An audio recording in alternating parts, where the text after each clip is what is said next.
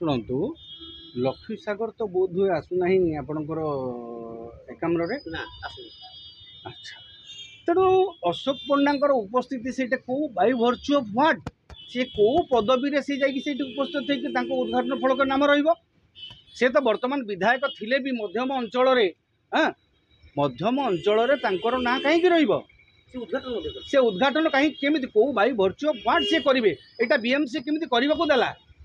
मुख्य वर्तमान से विधायक जी अच्छा अनंत नारायण जेना ना रही पारि था रही पार मेयर को ना रही पार कॉर्पोरेटर को ना रही पार अशोक पंडा कौ आधार से ना नो यह आदौ यहाँ केमी मु कहवा कथा यहाँ उत्तर देवा कथा बीएमसी जे अशोक पंडा कौ अधिकार रे कौ क्षमता बल रे सेटा को उद्घाटन कले से स्पष्ट करंतु एटा बीएमसी स्पष्ट करू जे अशोक पंडा लक्ष्मी सागर अंचल उद्घाटित होता प्रकल्प किए कौन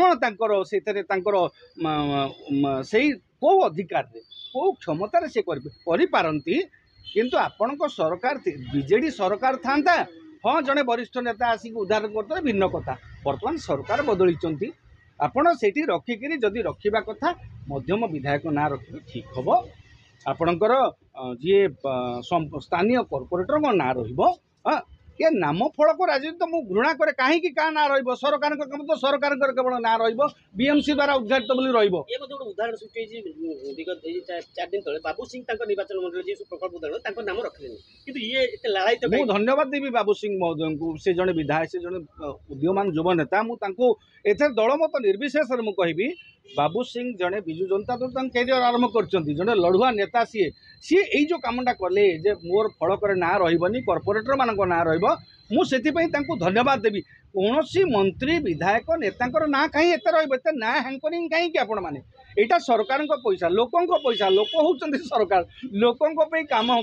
खाली लेखा जाऊ अमुक योजना अमुक कार्य उद्घाटित है सरकार द्वारा उद्घाटित है बीएमसी द्वारा उद्घाटित है हाँ जदि रखुच रहीबार आवश्यकता उपलब्धि करुच स्थानीय विधायक रहू स्थानीय कॉर्पोरेटर रहू स्थानीय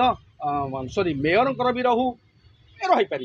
किंतु जड़े अनिर्वाचित व्यक्ति जार कौन निर्वाचन से जीति ना से अंचल सहित धार धारती ना राजनैतिक दृष्टि से केमती उद्घाटन कर निहाती भाव ठीक कथा नुह बीएमसी यार उत्तर देवा जवाब देवा उचित।